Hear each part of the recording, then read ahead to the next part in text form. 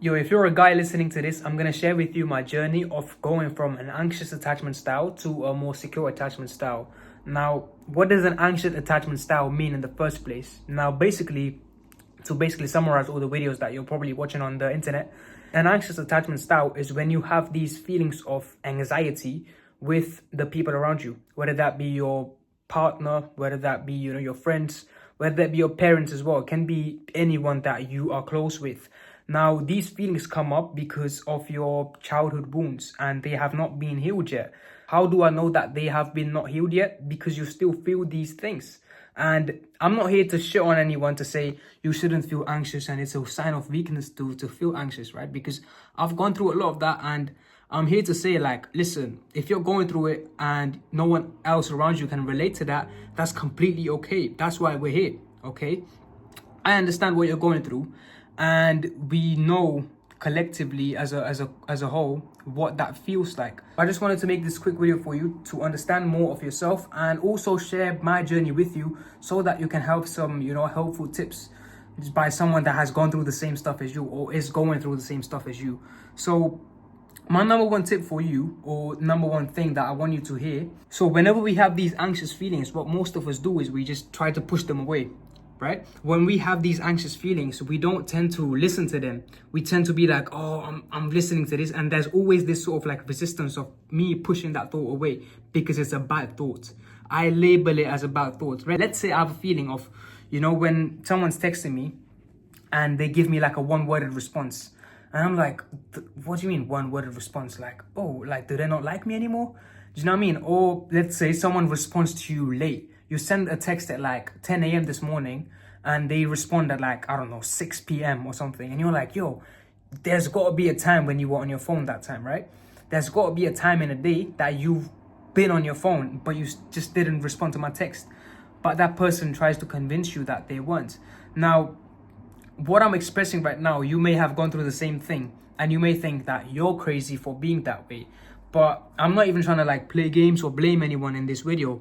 What I'm just trying to tell you is how you feel. So the reason you feel that way is because obviously that's not a normal like human interaction thing. But at the same time, you felt this internal feeling of like, this iffiness. It's like, oh, I don't like this feeling. I don't like being in this situation. Do you know what I mean? And that is where you need to understand that when you're placing so much value on other people, when you're putting other people on so much of a pedestal, you put yourself down. When you view someone as here, you are here, and you're just viewing someone as there. But what I want you to know, right, is that in itself of, waiting for a text and why is this person not responding and ruminating about it, it's all rooted in a lack of. It's all rooted in this sense of like, oh, I don't have enough and this person means the world to me. And I get that. Listen, I get that same thing. I'm not trying to be harsh on you for having these feelings. I'm trying to help you understand that it's okay to have those feelings. I bet no one has told you this, but it's okay to have those anxious thoughts.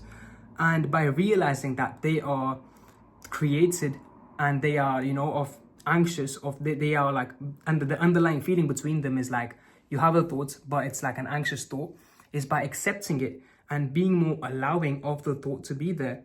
And when you allow that thought to be there, now you are accepting your current reality and you can see the next move forward. So if a person doesn't respond to your text, guess what? It's gonna feel shitty. It's gonna feel so like, you're gonna have this tightness in your chest.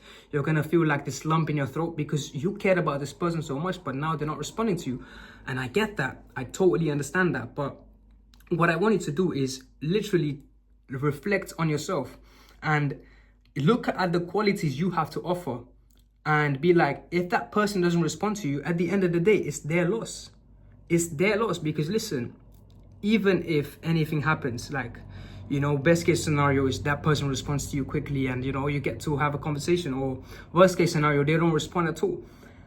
What I want you to remember is even if that sounds very scary, what you have to offer goes away if they don't respond. So you need to, have this belief in yourself and carry yourself in a way, what you have to offer is so rare that most people don't even have it these days.